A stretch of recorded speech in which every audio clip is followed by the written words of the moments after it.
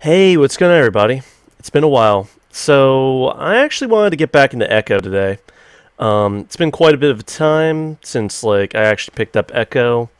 If anybody remembers, it was pretty much that furry interactive novel that we started and never quite continued. Basically, I got caught up with a bunch of other stuff, and, well, you know how it goes. Alright, that's just a little bit too loud. I'm gonna put that back to 18, 17. 17 sounds good. Alright, so if anybody remembers what was happening last time, we pretty much met the cast of characters and we're this guy, apparently. We're gonna load the game. It is the next day. We had a creepy dream last night. Peyton is about 30 minutes away. To get there, you have to get on Route 93, which Flynn tells me isn't even called that anymore. That makes sense, considering how it was impossible to find on the GPS. Anyway, to get to the city, you have to merge from the remnants of 93 onto I-40, which runs straight through the city of Peyton. About 15 minutes from Peyton, we pull over at a rest stop which sits at a higher elevation from Echo. If you're looking in the right direction, it gives you a great view of the town. That is not a great view of the town.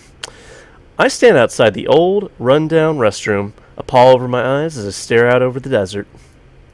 A distant, hazy view of a group of small buildings huddled together signals where the town is. From this vicarious distance, it looks small and harmless. Hard to imagine all the things that happened there. Alright, how do I use this thing? I look over and see Leo fumbling with the camera, obviously worried that he was going to break it. I walk over and show him how to use it, checking the white balance and exposure myself. I wasn't too good with cameras, but the equipment manager at the university had given me a quick lesson on how to do things. Alright, so I want you to zoom out from Echo, slowly, and while you do that, I want to walk in frame, okay? Yeah, okay. Leo hoists the camera up and looks through the viewfinder, ears perked up and smiling. Alright, signal me when you're ready. I adjust the clip mic while Leo focuses the camera, then raises his paw, signaling that I should start. I walk into frame, keeping one paw in my pocket and using the other to gesture. I hope I don't look too awkward. I always feel like I do. Echo first began as a settlement in 1852, after James Hendricks discovered gold in a quartz deposit. The town grew quickly in size, and once it began to serve as a junction along the Prescott High Railway, it reached a peak population of 6,500 in 1877. It was at that point in time that a peculiar phenomenon of mass hysteria took over. Many say the reason this occurred was due to the discovery of a body within the gold mine and the circumstances surrounding that discovery. While not much is known about this event, what is known is that once it ended, a large portion of the population left Echo. Excuse me. Most of those who left settled in the nearby town of Peyton. However, the town still managed to prosper well enough until 1942. That's when the government stepped in to shut down the mine, as it became federal law to divert all mining resources to the war effort. The town's population sharply declined shortly thereafter, and by the 1950s it had dwindled down to approximately 2,000 people. A shutdown of the Prescott Railway in the 1960s, followed by the bypassing of Route 93 by I-40 in 1986, was the final nail in the coffin for the town. By the 90s, the population had dwindled to just 150 people. My goal, however, is to investigate the first event, which led to the town's decline and possible demise. What happened to the mine almost 150 years ago? I've come to Echo to try and find out any information, if any, can be gleaned from the events of 1877. I wait a few seconds and then look at Leo. That good? Yeah. Don't know how to stop this, though. Here. I walk over to the heavy camera to take the heavy camera off Leo's paws. That was pretty good. You want to be a reporter? Maybe. I'd rather just write than be on camera, though. Yo, Chase! Leo and I look up towards the car, greeted by the sight of a bright white ram's ass hanging out the back window of Leo's van. Oh, that's classic. I don't really react. I mean, despite being pretty self-conscious about his weight, Carl was pretty shameless about stuff like this. I'd probably seen his naked butt more often than I'd seen Leo's. And that was probably saying something. Make sure you get a shot of my... Hey! At that moment, Flynn, who was sitting right next to Carl in the back, reaches around and yanks the ram's pants down so that they hang around his knees. Even though Carl's pretty quick to pull them back up, I still get a pretty view of his equally white balls dangling between his legs. Oh yeah, that's family friendly. Leo snorts and I can see Flynn laughing his ass off while Carl punches him in the shoulder. Unfortunately for TJ, who is sitting in the middle row with Jenna, he is looking right back at the time and probably got a much better view than I did. Now he's facing forward, covering his face while Jenna sits next to him, reading a book and looking completely uninterested. 21, and he's still doing that, huh? Yeah. It's a little more awkward without you three around, though. We head back to the car, and I grab the camera bag from the passenger seat to put the camera away. Hey, did you see my ass? Saw more than that. Your thing's about the horrors of Echo, right? It'll be a perfect fit. Well, if you could fit it in your camera. I stashed the camera bag in the footwell before hopping in. Southwest Adventures is an amusement park right in the middle of Peyton. It's decent enough that people not only come from Peyton, but cities up to 100 miles away to vacation here. Because of this, it's usually crowded, but today is no exception. Families and their kids are everywhere. Yeah, an empty amusement park. I don't even see, you know, like a freaking roller coaster come down here. And I see a bare open field. It's a generally nice day, sunny, in the 80s, and it being on a sunny day added to the crowd. I didn't mind though. The point is that just to hang out with my friends. I don't know about you guys, but I'm starving. Let's go get some funnel cakes. Jesus, Carl, we just got here. Hey, I didn't have any breakfast. You had breakfast, alright. A blunt with a side of munchies. It's no problem. You can do that while I plan on what we're going to be doing. Carl ambles off. On his way to get the funnel cake, I stand. I snag one of the park maps from the entrance and I hand it to Leo. Alright, so usually when my family comes here, we go clockwise to hit all the rides. That sounds like a plan. It's pretty crowded today, so we probably won't be able to do everything. But in this order, we'll at least be able to ride the event horizon. You sure? The line is always so long for that ride. TJ is looking up towards the tall, spiraling electric red steel roller coaster. It's definitely the most recognizable landmark in the park. You can see that from almost anywhere in Peyton. Yep, that's the tallest roller coaster in the West. I think it'll be worth it. Oh. TJ rubs his arm with one paw, corner of his muzzle twitching a little bit. I had forgotten about that. He used to have a pretty pronounced motor tic, where the corner of his mouth would twitch up over and over again. It used to be a constant thing, but it stopped once we entered middle school. Guess it hadn't completely gone away.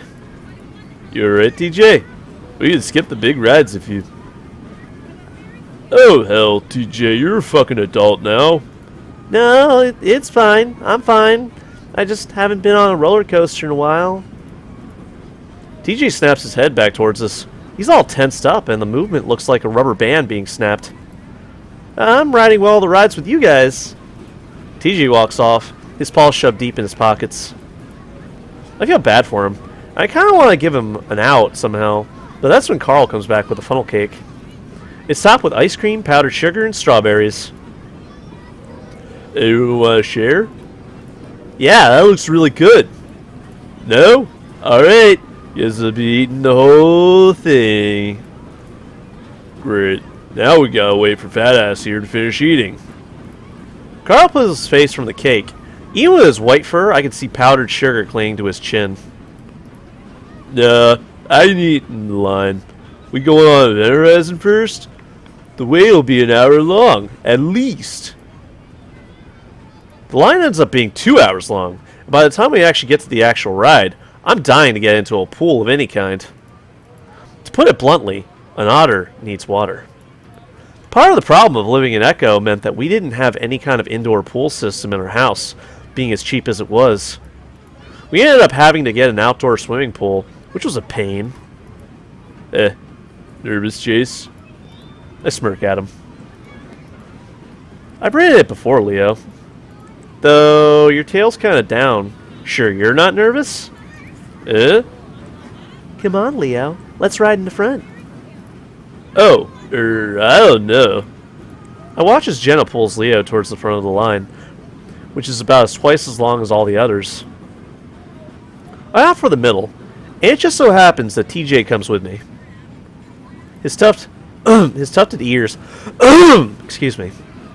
His tufted ears have been poking straight up the entire time, muzzle going on an occasional twitch. I lean over to him. You know, there's an exit over there for people who change their minds. I'll bet you could slip out with anybody without anyone knowing. Looks like not all of us are going to be able to be riding for some time.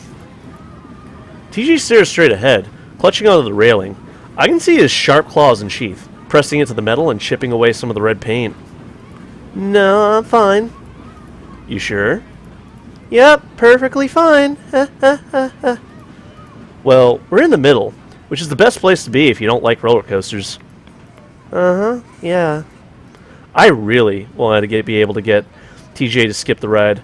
It seems like he's pretty determined to do it for some reason. Finally, our train comes along and I step in as two laughing and panting hyenas step out. Oh my god, that was intense! Holy shit, dude, I know!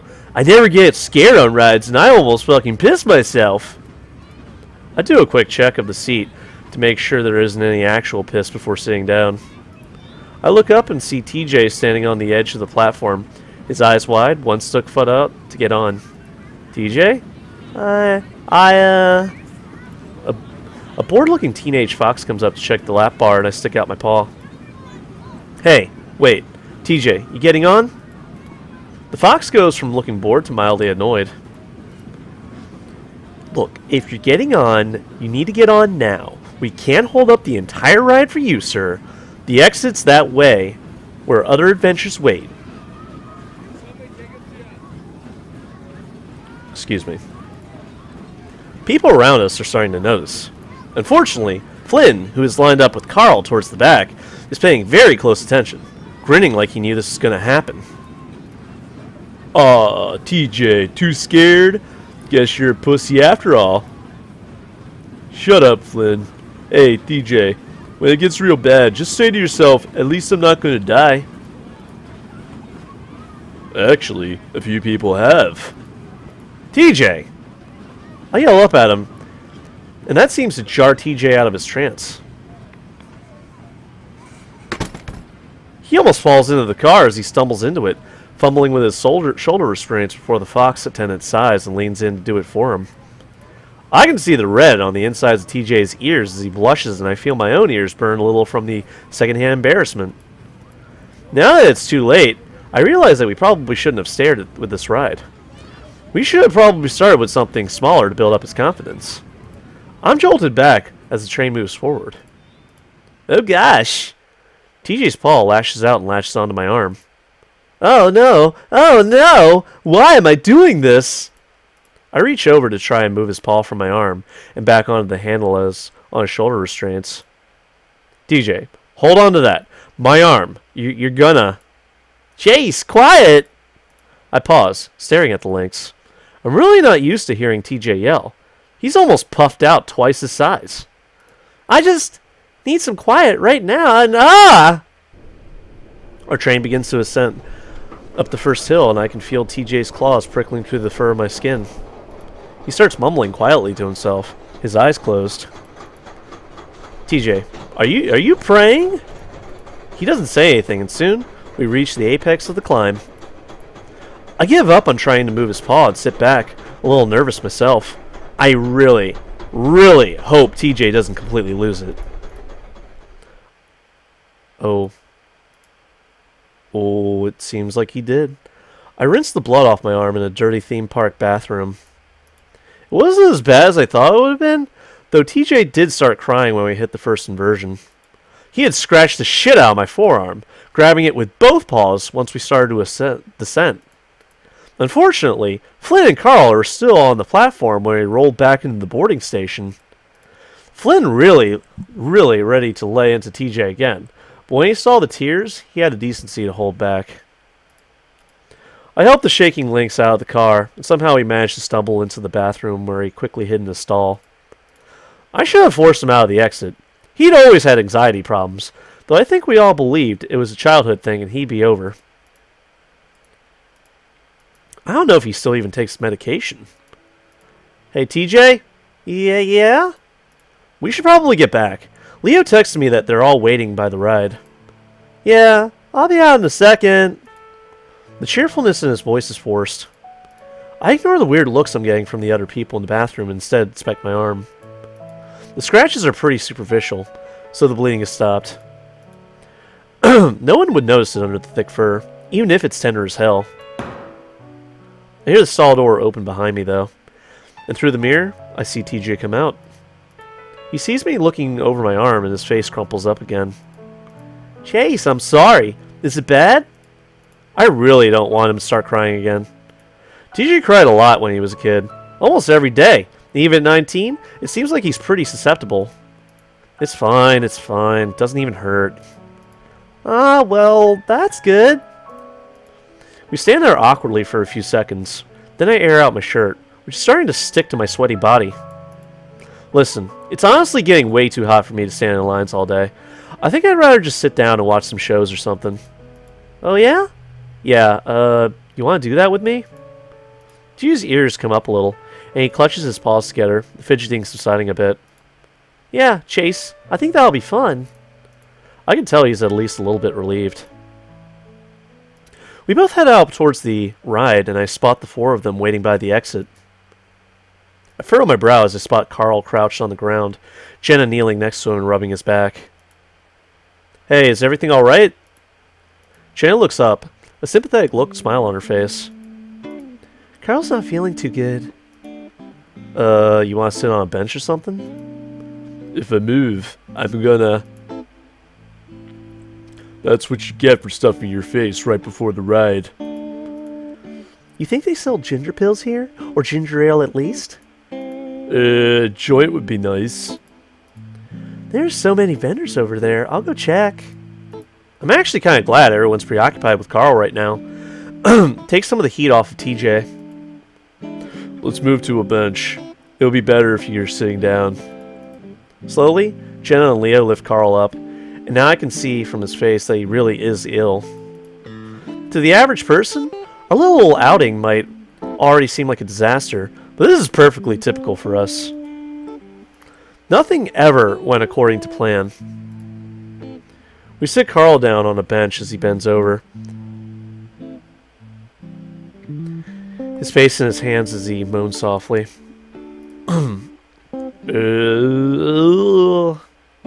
Gigi comes back with a medium-sized cup in his paws. He sits next to Carl. No ginger ale, but they did have some lime soda. Carl takes it and sips it a bit before sitting back and belching. Fuck it. I'm done, guys. What? What? What are you gonna do all day? Sit here? Actually, me and Chase are gonna go see some shows. You can come with us. Guys, we were doing this to hang out with each other, remember? Aw, leave him. We're wasting time. Flynn turns and walks off, his hands shoved in his pockets, hunched over like a stone gargoyle. He definitely looked the part, being a lizard. Damn, that was probably a bit specious. Well, we all have our phones. Text us, alright? Sure. Jenna turns and follows Flynn, but Leo hesitates a moment. He looks at me before eventually turning to follow Flynn and Jenna. 5 minutes later, Carl's stomach settles to the point where he's able to stand up and walk. At this point, I'm completely wiped out and I just want to sit down. I point out the first stage we see and we all agree. I sigh gratefully when I sit down. You look tired as shit. I crack an eye open to see Carl giving me a sidelong glance. I don't sleep very well in motel beds. I actually woke up around 2. You were gone. Now TJ's looking at me too, and I feel my gut clench for a second.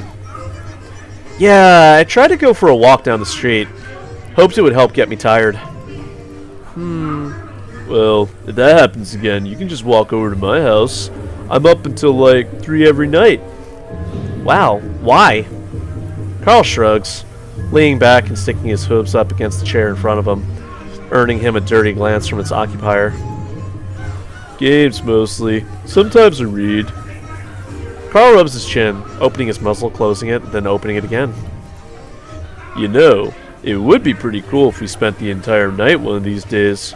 That house can be creepy as hell when you're the only one in it. You're alone? Yeah, parents are vacationing in Regal Paradise, having a bloody good time, they tell me. Carl tries to put on an accent, but doesn't do a very good job at it. Oh, did you want to go with them? Carl blows a raspberry, laughing. Not really. Mom told me right away that weed isn't legal there either. So I took that as them not wanting me to come along. Oh. They did say that the chocolate there is real, whatever that means, that they bring me some. Guess I'm not enough of a fat ass yet. Come on, Carl. But dude, I'm getting there. Soon, all I'll have to do is stand in front of the mirror, block out my face, and jerk it to my moobs. Whoa. I make a dumb snorting, croaking sound, and I can feel TJ looking at the two of us disapprovingly. Not the hardest thing to do when you're high. Wait, so you've actually done it? Carl shrugs, smirking at me. I reach out and grab his chest. From what I can tell, there's a pretty firm set of pecs under there. Carl puts a mock horrified look on his face. Sexual assault! He touched my breasts! Oh, whatever, Carl. They're harder than mine. So now that we're teenage girls in the locker room comparing racks? Hey, you're the one that brought up tits. You know what? I could see it. Yeah. You're the hot preppy one everyone likes. I'm the big fat chick you're all nice to, but Big Thunder Mountain behind her rack. And TJ hadn't been paying attention. Distracted with watching some dancers come out on stage. He looks pretty innocently at us. Huh? You're the cute, naive Christian chick that only takes it up the butt so you can say virgin. What? Let me feel your boobies. I want to compare. What in the world are you talking? No! Small but perky. After a few seconds of tussling and Carl getting smacked in the nose by TJ, somebody shushes us from behind and we're forced into silence. The show starts off with a bunch of mice having a weird sort of hoedown. TJ's really into it and actually starts clapping along. I smile. TJ could definitely be kind of cute sometimes. Carl just rubs his nose and leans back, watching with a smirk, as if the whole thing is a joke to him. At this point, my eyelids were starting to feel really heavy. At most, I'd gotten maybe 4 hours of sleep last night. I think about leaning my head back, but the backs of the seats are pretty low, and I just end up with my head hanging over my back. Leaning forward would just be impossible. I could lean on one of my friends. I don't think they'd mind. Uh-oh. Who do we lean on? Who's the more cuddly of the two? Alright, Carl. I like how he just slides into place. Carl is definitely the better choice. Bigger and probably softer. He'd make a nice pillow. Carl, I'm going to use you as my bed. Huh? I put my head on his shoulder and closed my eyes, feeling the soft, puffy, sleeveless hoodie and his bulk under my cheek. Weirdly enough, he was pretty damn sturdy. I had expected him to feel like a pillow puff. Damn, Chase. You that tired? Well, alright then. I feel him shift, and suddenly he's putting an arm across the back of my bench, giving me more support. The gesture makes me feel a little warm. I can feel TJ's eyes on us, but I ignore him, enjoying the position of intimacy. The sounds of the clapping and fiddles starts to drift away as the back of the sleep takes its toll.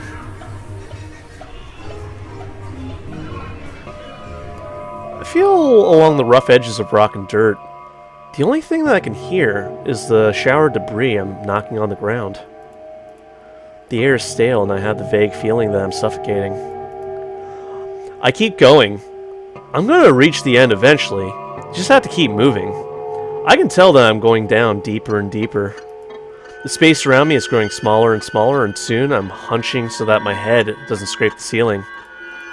I can hear my footsteps, not quite in synchrony with my own. They aren't any of the footsteps that I've heard before, though. I stop and listen. There's definitely the sound of feet, but not that they're walking. It's like they're stomping down on the ground, making as much noise as possible. This is accompanied by a slapping sound, as if somebody is smacking their paws on the ground as well. I imagine a canine toddler, still insisting on walking on all fours while throwing a tantrum. It's heavier, though, like an adult is doing it. That image makes the nape of my neck prickle, but I'm not scared. It's not long after I've stopped that the noise stops as well, just 10 feet behind me. I turn, watching the darkness. I know you'd come back. They'd always do.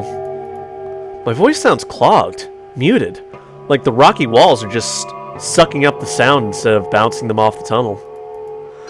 The stamping starts up again, loudly, coming towards me at full speed. Now I can hear sobbing, sniffling, and a strange guttural grunting. It's just 10 feet away.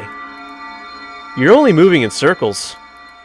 It veers away, just as the words leave my mouth. Going back the way it came, I stand there a while, listening until I can't hear it anymore. I turn and continue on, feeling the walls again as I make my way lower and lower. The smell hits me right as soon as my paws hit it, slick and slippery. Blood coats the walls, my paws run along like thick oil. It's warm and fresh, and now I know I'm getting close. A voice abruptly echoes down the tunnel. It's not too far away at all. I knew you'd come back. They always do. I make my way closer and closer. Now, fear pricks my heart. They always do.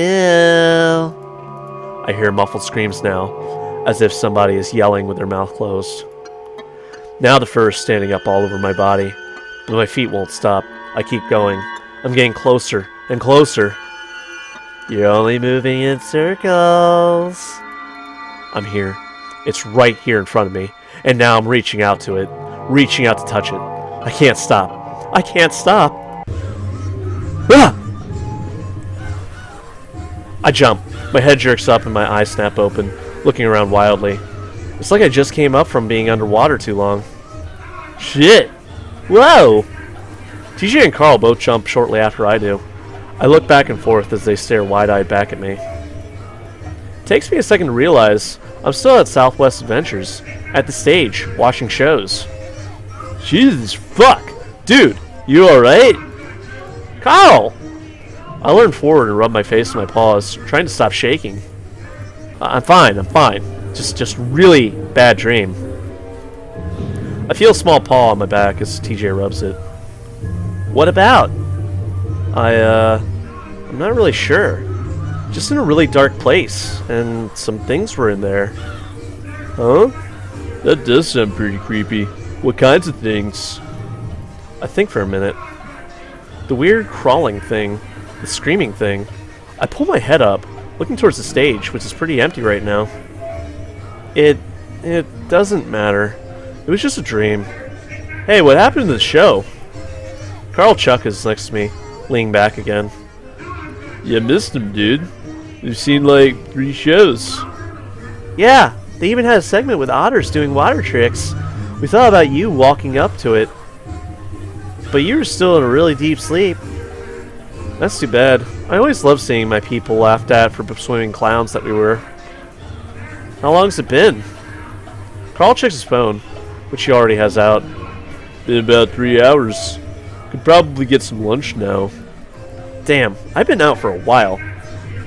I'm kind of surprised I hadn't at least waken up a few times, considering the uncomfortable position I've been in. I guess you feel better then? Yeah, been feeling better for the past 2 hours. Now I'm hungry. I've composed myself for the most part and take out my phone to text Leo. It's already 2 p.m., so I tell him that we're hungry and that we should meet up.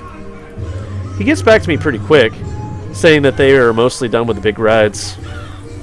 He also says that we should meet at the center of the food court. We meet Flynn at a table in the food court, where he's already bought some pizza. Carl immediately sits down and pries open the box, taking out a few slices. Of course. You guys have fun? It was alright.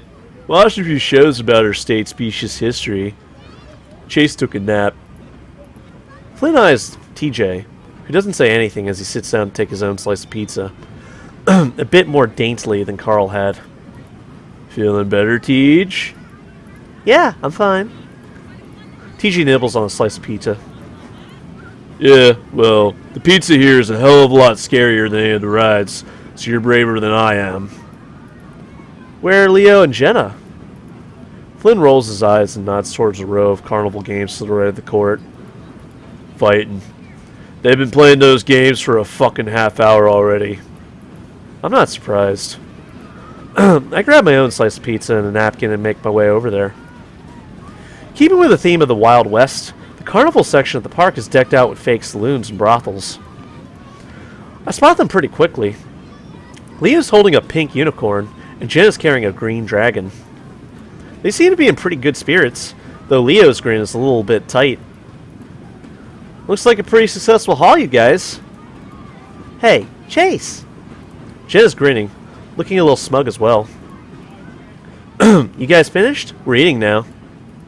Leo shifts the giant unicorn around.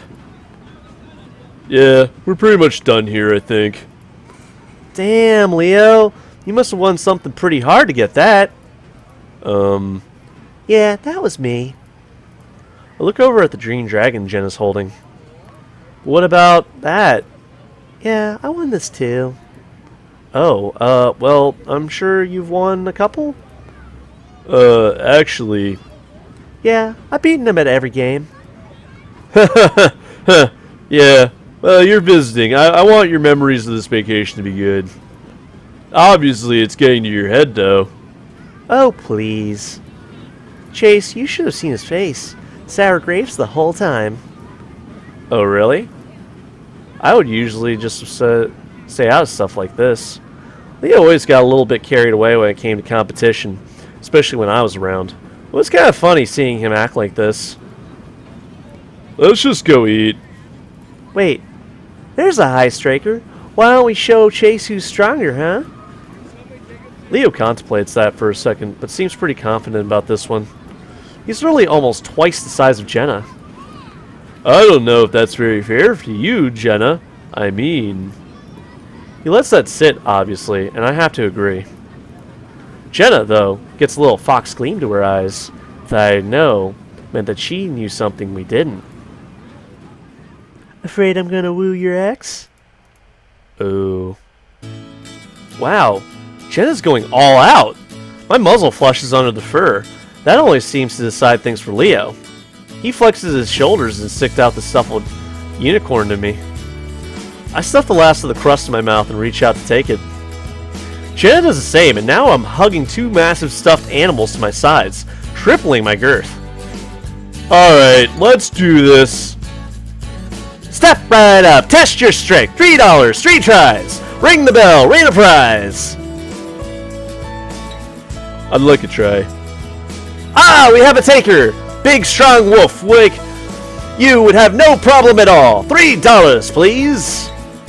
Leo hands over the money, and the carny hands him his mallet. Leo hands it to me with a grin. This one's for you, Shula. My head skips a beat. He hasn't called me that in a while. But I decide to play along. Don't disappoint me, Leo. I really want that stuffed griffin. I point at the griffin on the carny's long shelf of toys. Sure thing. Leo spreads his legs and squares his shoulders before raising the hammer, bringing it down right onto the rubber-looking pad. It's a pretty hard hit, but the chaser only raises up to the 40 mark. Oh! Almost, sir, wolf! Try again! Leo's brow furrows, and now I'm not so sure that this was a good idea. He raises the mallet again and grunts as he brings it down even harder, causing the contraption to shake a little. This time, the chaser shoots up to the 70 mark. Even better! This time, put your back into it! I can hear Leo growling a little as he raises the mallet a final time and brings it down with a snarl, all of the muscles in his arms standing out. I'm pretty sure I feel the ground shake this time as the impact causes more than a few heads to turn. This time, the chaser only goes up to the 60 mark. Leo gapes at the game. So close! $3 more will get you 3 more tries. Would you like to try again? Nope, my turn. Jenna already has her money ready and hands it to the carny. Oh ho! A little battle between the sexes, eh? Well, step right up, my fair fox maiden. How will you fare against the big bad wolf? Leo reluctantly hands the mallet to Jenna. Alright, beat 70. Go ahead, try. Jenna points the mallet at me, winking. Don't worry, Chase. I'll get that griffin for you. Leo snorts loudly, folding his arms and looking pretty annoyed.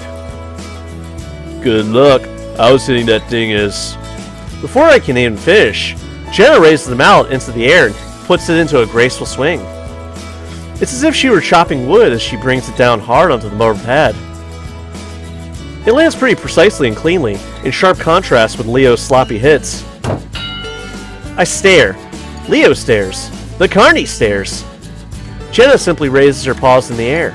Yay! A few onlookers look around us laugh and cheer. Oh my! The fair fox has won! Come over and pick your prize! He glances at Leo. Sorry, buddy! The carny shoots a sympathetic, but also amused smile Leo's way before turning to the onlookers. See that?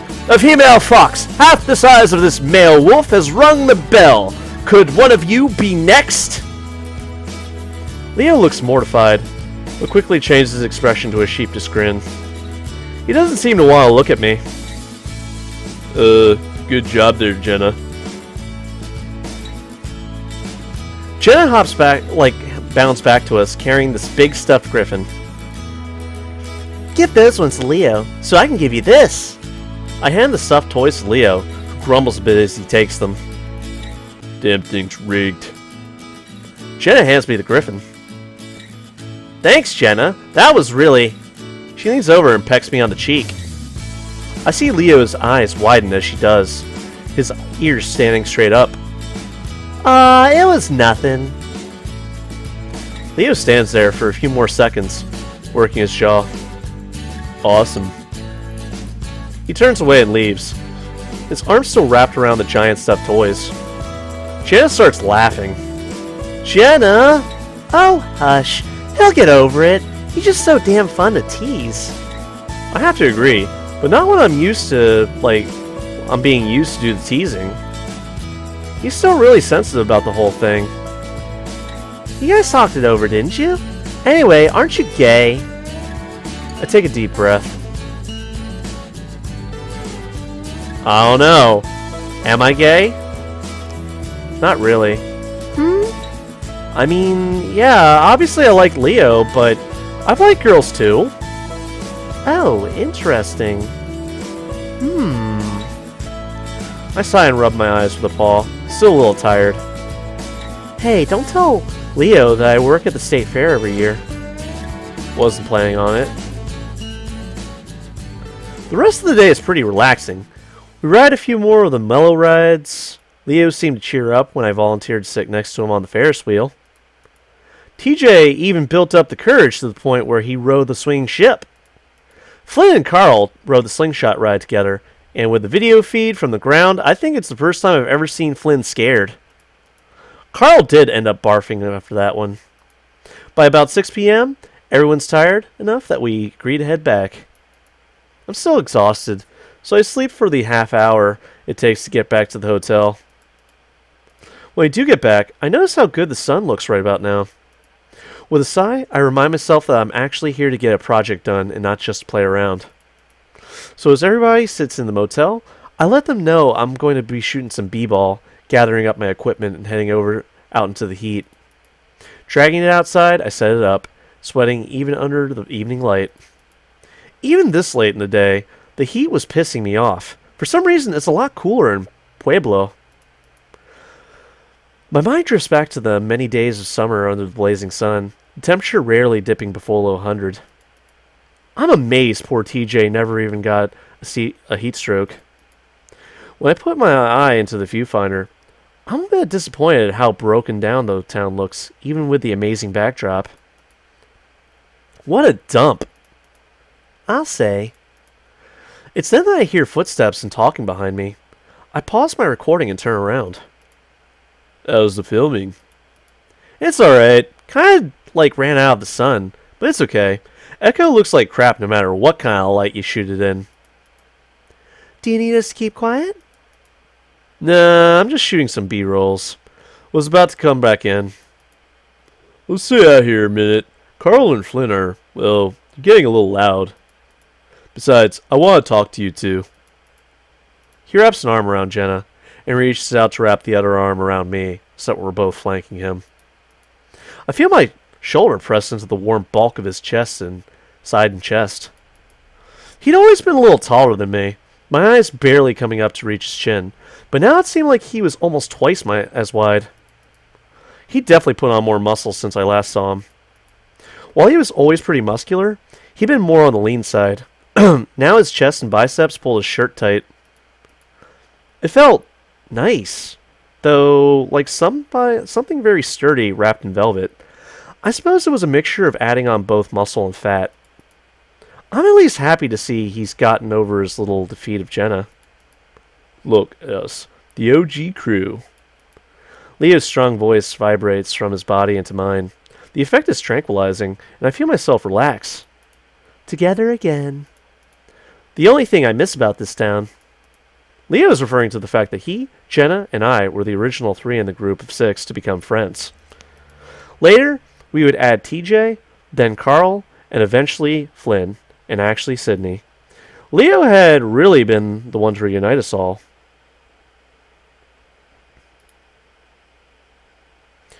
I remember when you first got here and everyone was afraid of you. Ha. I remember when I was first here and I found a bunch of gringos who wouldn't even talk to each other. Wow. We all went to the same schools in Peyton and had different friends there. When Leo moved in, he thought it was strange that the kids in Echo didn't hang out together. As I entered middle school and high school, I cycled through a ton of different friends, but the ones in Echo always stayed the same. Remember when we'd always have sleepovers at Chase's place? Of course. I kick your ass at Claws of Fury all the time. I remember. I used to think you guys were only friends with me for my video games. Many times, I fall asleep to the flickering of the old CRT television set, watching the outlines of Jenna and Leo twist side to side as they played. I would wake up hours later, only to find them still playing. It was weird. Jenna and Leo got along pretty well, but there was a bit of a competitive streak between the two. Actually, it's one of the few things that gets Leo genuinely angry. I think he even broke one of my controllers once. How long has it been since we first met? Well, when did you move in? I think it was in 2000. So, take 2015, subtract 2000. What does that leave you with, Leo? Come on, basic mathematics here. Chop chop. Leo looks sideways at me and smirks. There's a flash of a white canine as it appears from under his lip for a moment. You think yourself a real hotshot now that you're in college, huh? I smirk back, though I know my canines aren't as impressive. Pretty much, yeah. Well, you always be those little brats to me. I feel Leo's wagging tail swat me in the butt. I'm not really sure how I feel about that. Speaking of which, are you two getting along over there? Jenna looks at me around Leo's broad chest. Yeah, sort of. Yeah, we haven't had many chances to hang out. Eh? Why not? Well, it's college. It's also a pretty large university. I don't even think we've even seen each other in passing. Yeah, things are different, but Jenna, we should do something together soon, before you graduate. Definitely. Leo still looks a little bit disappointed that me and Jenna aren't keeping up at the university, but I don't know why. She had her friends, I had mine, and we did talk sometimes. Jenna nudges into Leo, causing us all to sway. And speaking of that, when are you going to go back to Mesa? Mesa is the community college in Peyton. Leo went there a few semesters before taking a break. And by break, I mean he quit. We'll see. I'll have to talk to my parents. Dude, the dude looks like an old-ass man. Like, look at this dude. It's just starting to get really busy. Why don't they hire more people? You know, you would have graduated by now, and you would have had a master's by now. Leo sighs. It's about committing to the family business, not the help he needs. Jenna rolls her eyes, blowing out some hair and ruffling the tuft of fur on her head. Wolves and their families. You should really try thinking and speaking for yourself sometime. If I hadn't done that, I'd still be stuck in that crank house. Jenna flicks her head vaguely in the direction of where she used to live. Jenna's the only one, aside from Carl, who has family still living in Echo. I wonder if she's going to visit them, even though I'm pretty sure I already know the answer to that. The answer is no. I see Leo tighten his arm around her shoulder, but she goes on without missing a beat. And you can start with that otter over here. I look up, caught unawares. Huh? What? Jenna. I'm serious. Jenna puts her paw on Leo's face, cutting him off. I am not going to spend this entire week with you asking me when or how you should do it. Let's rip off the Band-Aid now. Chase. Jenna. There's a warning tone in Leo's voice as he pins back his ears and drops his arms from her shoulders. I already know what's happening. It's been a long time coming. I take a step back and fold my arms, looking to the side. Chase, Leo has some things to say to you, and yes, it's about that. Now, I'm going to head back into the room and make sure Carl didn't light up in the bathroom. Jenna! His tone changes to exasperation as Jenna turns on her heels and leaps. Judging by the curl in her tail, I can tell that she's pretty satisfied with what she's just done. I turn my attention to the road. I couldn't really bring myself to look at that right now. We both stand there for a minute, 3 feet apart. I hear Leo scruff the ground with his foot, then sniff as dust rises up from the ground. I hear him draw a breath a few times as if he's got something to say, but ends up blowing it out with a sigh. We were never really good at this, probably why it ended up failing like it did. Leo. I'm sorry, Chase. For what? Not talking to you about this one I should have. Talking to Jenna about it when I should have been talking to you. He reaches out and sets a paw on my shoulder, the silver anchor on his wrist glinting just a little bit in the fading light. He's smiling at me, but I grit my teeth. Why are you still wearing that? His eyes flicker from the bracelet, then back to my face, expression turning defensive. Why aren't you still wearing yours? Don't you remember what we said? I sigh, looking at the scattering of clouds behind Leo's head. They're tinged to soft pink from the fading sun. The sunset is almost the same color as Leo's fur. Leo, we were teenagers. That's not an answer. He cuts me off and I look back at him. I told you, they weren't love bracelets. They weren't just about a relationship. They were about everything. Our friends, family, memories. Echo. I raised my voice above his, cutting him off this time. They were about Echo, Leo. We stand there for a while, and Leo's looking closely at me, expectantly, his ears tipped forward. His eyes pierced through me like amber shards. It was always hard to look at him in the eye during our arguments. What do I have to say about it? Alright, fine. I fucking hate this place. Everything about it. It's the most miserable goddamn place I've ever been in. How many places have you been in? Enough to know that it's miserable. Most everyone here is old, obese, on welfare. Half of them are probably on meth. Leo pulls in a deep breath and blows it over my head. I can smell the bell peppers on his breath. No one likes it here, Chase. I mean, it was an anchor. I'm half laughing. Just looking at it made me feel like I was still tied to this town. I didn't need it reminding me of all that awful stuff. I know it was supposed to symbolize our being each other's rocks or whatever, but it still stands for a lot more than that. But a lot of good things happen here too. No one should forget where they come from. Sometimes I wish I could. At this point, Leo's deflated a little bit, going into a slouch, his ears lowered. Wait, are you saying was? You didn't get rid? No. I still have it. It's just in a drawer in my dorm room. Honestly, if it was anything else, like one of those infinity bracelets we saw, I wouldn't have trouble wearing it. Well, fuck. Why didn't you say anything when we were buying them? I didn't know it was going to be a problem. Leo takes a deep breath again before blowing it over, puffing out his cheeks this time. Puchita, otter. He puts a paw to his eyes and holds it there for a few seconds. It's a pose I'm pretty familiar with. Even though I haven't seen it in a few years, I'm hit with a wave of memories, mostly of him frustrating or embarrassing Leo somehow. We decided on the anchors mostly because they looked pretty. Leo had referenced some wolf metaphor about roots and how we're always drawn back to them. Also some bullshit about how otters were great sailors, but really it was just the aesthetic. For some reason, over the years, I'd begun to associate the anchor with being stuck in Echo.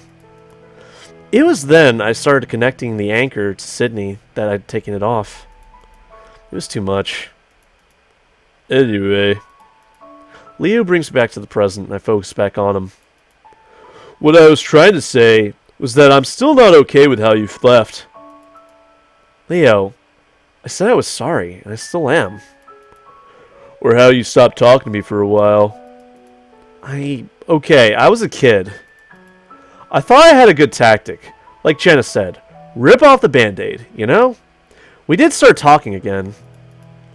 It was more like you punching me in the gut than kicking me in the balls. The problem was that you didn't even give me a chance to say anything, or at least tell me why you broke it off. I stay silent for a while, then finally look up, setting my jaw.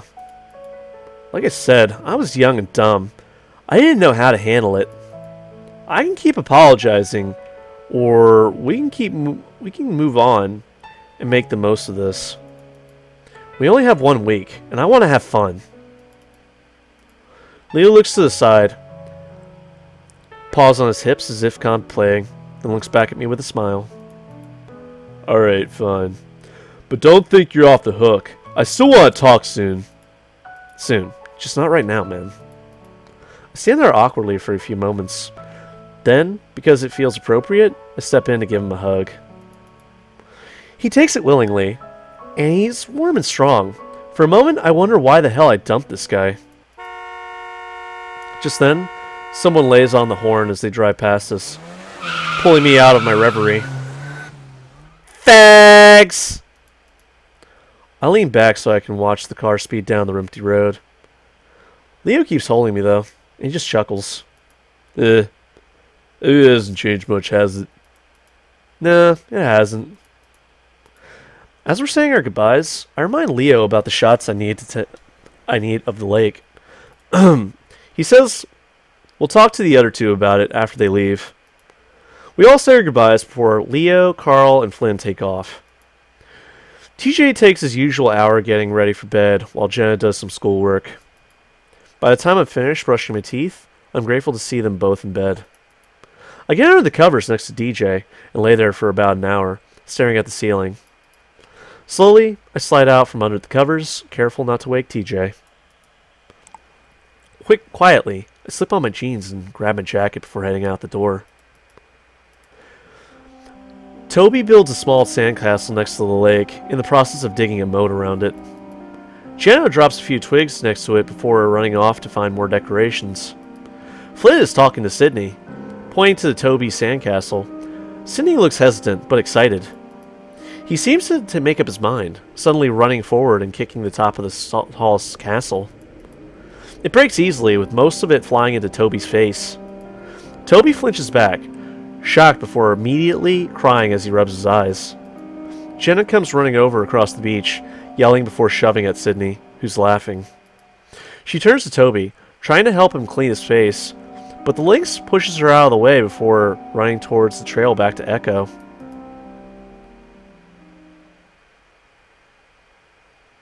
Alright, I think that's a good place to end for today.